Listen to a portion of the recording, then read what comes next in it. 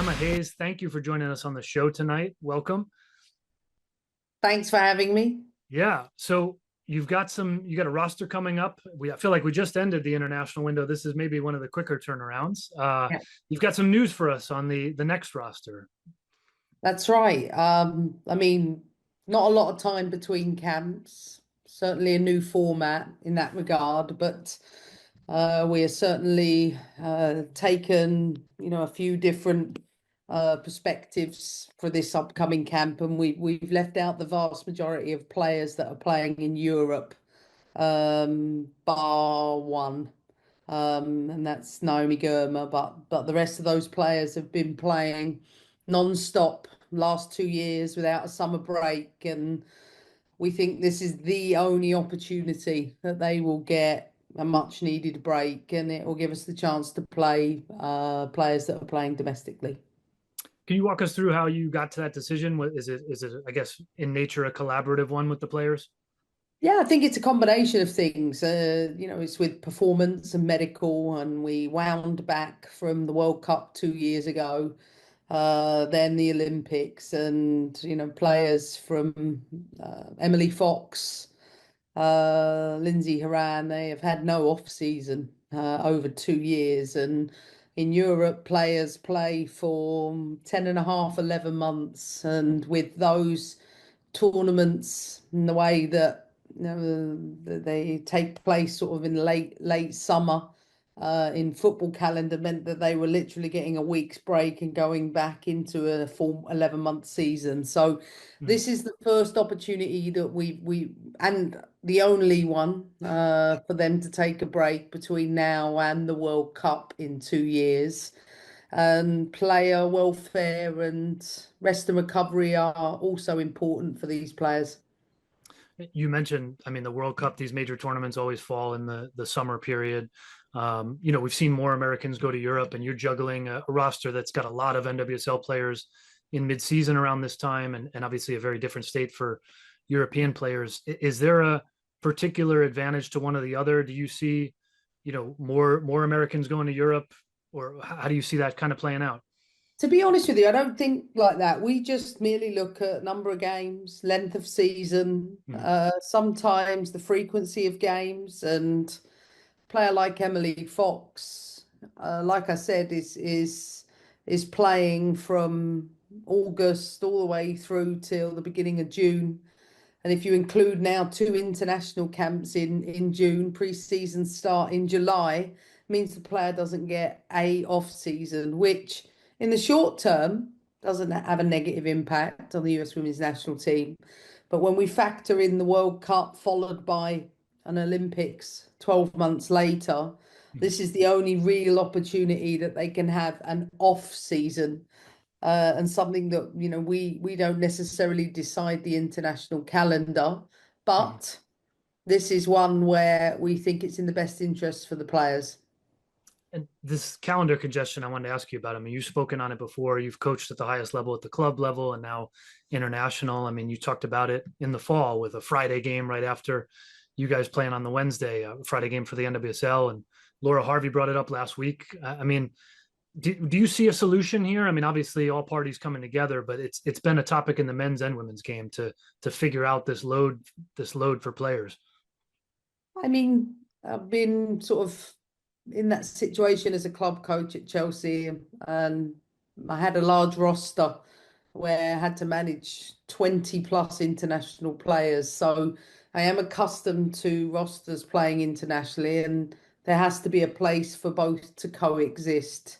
So size of squad does matter within that, and some squads might be bigger than others. But I also think when it comes to games in Europe, generally speaking, their international calendar ends and games are rarely played on a Friday. Maybe Saturday morning, maybe Sundays, and I think the best in player welfare for them to play on Saturday and Sunday. But we're working with the NWSL to create the best conditions possible for our players. But listen, no one's ever going to be happy with that, whether it's club or national team. The realities are that there are more games than ever, but we have to work together to make sure we get it right. Mhm. You mentioned Naomi Gurmo will be the maybe one exception to the European-based players that'll come in for this window, which we should add is a couple of games against Ireland and then one as well against Canada. Fans also saw the return of Rose Lavelle recently. I think they're anxiously awaiting the return again of maybe Trinity Rodman. What can you share on updates of Rodman and Lavelle specifically? I think, when it comes to Rose, she's been out just over 6 months. So very much hope that she will be with us in camp. And she's had, as she calls it, a very lengthy layoff.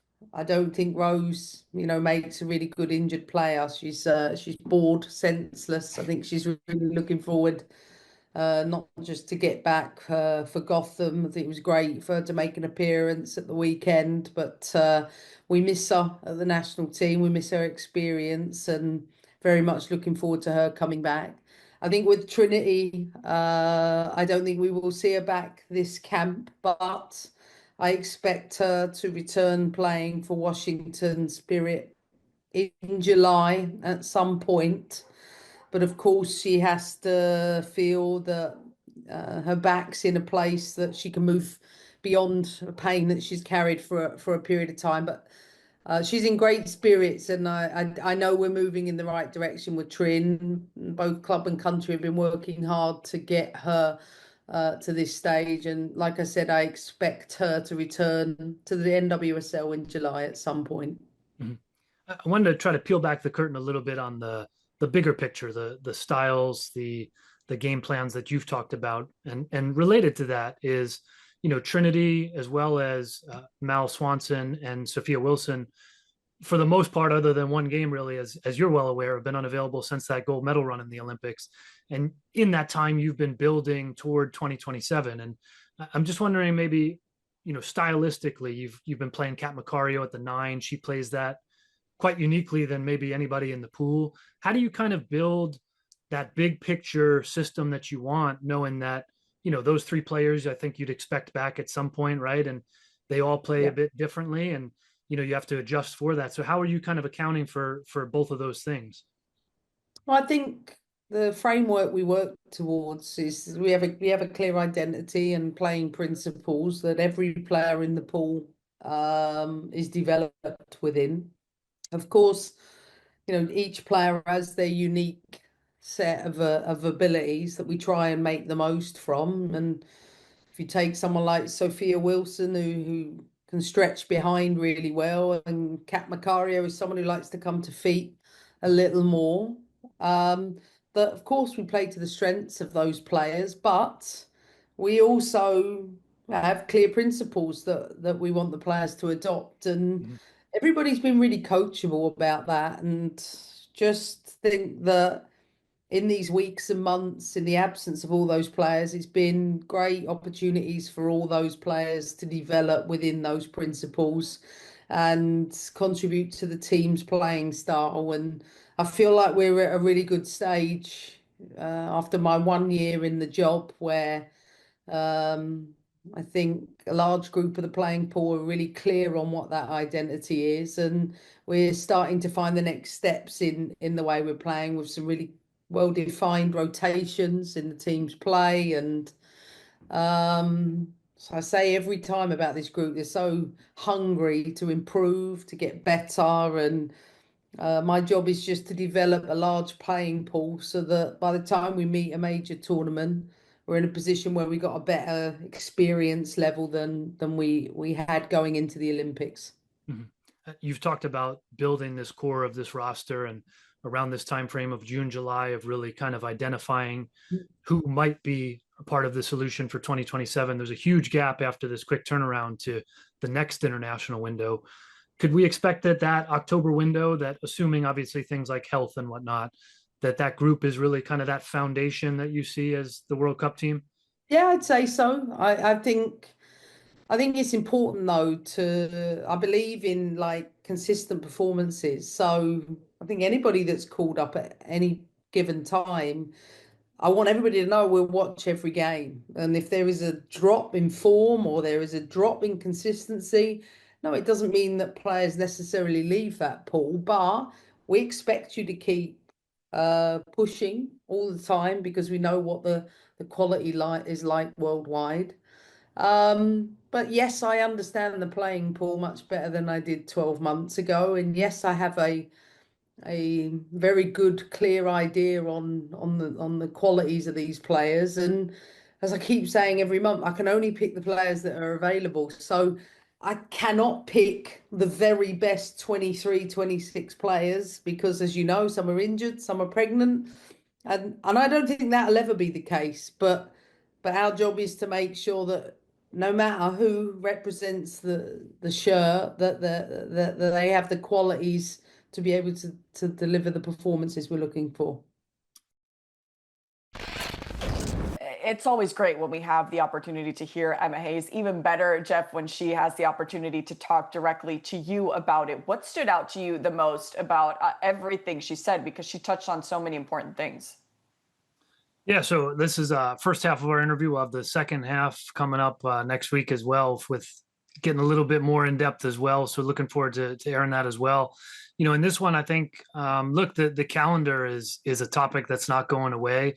You know, I think we know that, but to hear it sort of laid out by her, and in the fact that if you rewind to the 2023 World Cup, you've got that. Remember, that was a much later World Cup than usual. It stretched well into August, which was not the norm. It really sort of played with the European seasons in particular. And then the 2024 Olympics. Next summer, we'd expect World Cup qualifying. And then you've got the another World Cup and another Olympics. So this really is the only summer that players who are based in Europe, and obviously there's movement, but that are based in Europe have. And I think to hear it that way in a span of 5 years like that really puts into perspective just how much, you know, I mean, we're seeing it in the men's game, right? I mean, the U.S. men are playing right now. We've heard it as a topic of, you know, why are some players not there, and what does the summer look like? And you know, this is just it's a lot as this calendar continues to fill up with the international game, with the club game, continued clash. So I think that's, you know, a big one. And then obviously, you know, among a lot of players that they haven't had available, you know, Rose Lavelle potentially back. I mean, we'll wait and see what the official roster looks like, and once we have the full health updates on everybody. But you know, I think Lavelle back in the picture for a group that'll be young and maybe even less experienced than we've been talking about because of these absences. That'll be a nice addition potentially, anyway, for the U.S. Yeah, I love how she mentioned that Rose was just itching to get back because she was bored, and it's been a very lengthy layoff there, as she called it herself. But from a player's perspective here, Ali, what do you think the reaction is hearing this from the U.S. Women's National Team head coach?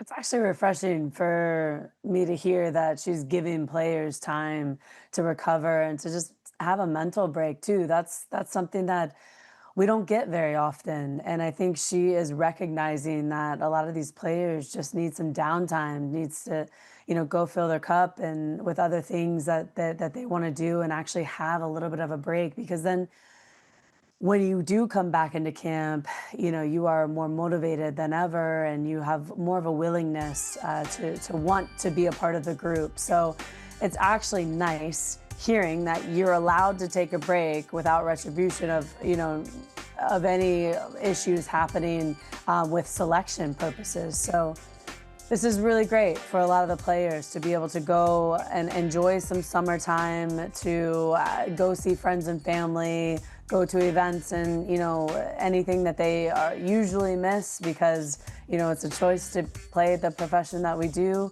But it's also really, really enjoyable to hear a coach, you know, give players that option. And I think it's creating a healthy dynamic between players and coaches, because you see the coaches are actually listening to the players and giving those players the time to really heal and to enjoy some time to themselves. And then they'll come back refreshed and recharged and, yeah, excited to join the group again. Yeah, and it seems like this is the pattern with Emma Hayes, which is a very positive one, talking about how she is outside of being a traditional football coach. Jeff, I mean, we saw, you know, in the Olympics, she was like, today's a mani-pedi day, and you know, all those little details that are just extras here for the players. but to allow them to have that time, as Ali said, to really not be a soccer player in, day out, and to be able to enjoy and recharge. But especially for someone like Trinity Rodman, who we know is frustrated with that back injury. She has already accepted it, that it's a chronic issue, but that doesn't make it any easier for her. How valuable is it for someone like Trinity Rodman specifically to hear Emma Hayes talk about her this way? Yeah, well, I mean, it's a huge necessity, right? I mean, I think if you're Rodman among other players, you've got a long career ahead of you, you hope, and you can't have a recurring issue. I mean, we've heard Trinity Rodman talk about how maybe this is something she'll be dealing with to some degree for the rest of her career. So it really has to be managed well. And you know, I think Emma Hayes, in her words about the team at large, but Trinity Rodman as well, is thinking about that. So I think, yeah, I mean, certainly this is you know, a necessity for Rodman to get healthy, and to get healthy for the long term. I think July, as Emma Hayes put it, if that ends up being the return, obviously the NWSL is on break, but every team is playing friendlies, allows for a way to ease into things, into some friendlies, some games that don't necessarily matter quite yet in a huge shield race when the regular season returns in August. So if it plays out that way, which it sounds like it's a little bit TBD still, obviously, but if it plays out that way, I think that's a good way to ease back in if you're Rodman. And yeah, I think, you know, to Ali's point, like, you know, I think the term for Emma Hayes is that more of that European term of manager, right? I think she's, you know, obviously exceptional at the tactics and the coaching, but a people manager. I mean, she's somebody, I've written this, we've talked about it, you know, whether she's in a boardroom, a room full of coaches, or locker room, very instantly commands a room and commands attention and respect. And I think that is really people management skills. And, you know, I think that goes a long way, obviously, in any team, but certainly in these high levels, in the biggest team in the world, certainly internationally, the U.S. women's national team. And you've got to really get those people dynamics right. And I think even if you're the best coach in the world, if you don't have that piece right, especially at that level, I mean, Ali could probably test to, especially with that team, right? You're not going to have the right synergy there. So I think that Emma's gotten that right, and you know, it's a huge part of the job. Yeah, it definitely is a big part of the job, and it seems like she is getting it right. She's so brilliant tactically, but as you said, Jeff, if she's missing that piece, if any coach is missing that piece, it's really hard to get a group of players here to trust you, especially with that range of such young players and veteran players who know the ins and outs of this U.S. women's national team. So we're crossing our fingers, of course, that Rose Lavelle can be back at 100%. She did have a few minutes this weekend, and of course, Trinity Rodman, who Emma said she hopes will be back here in July.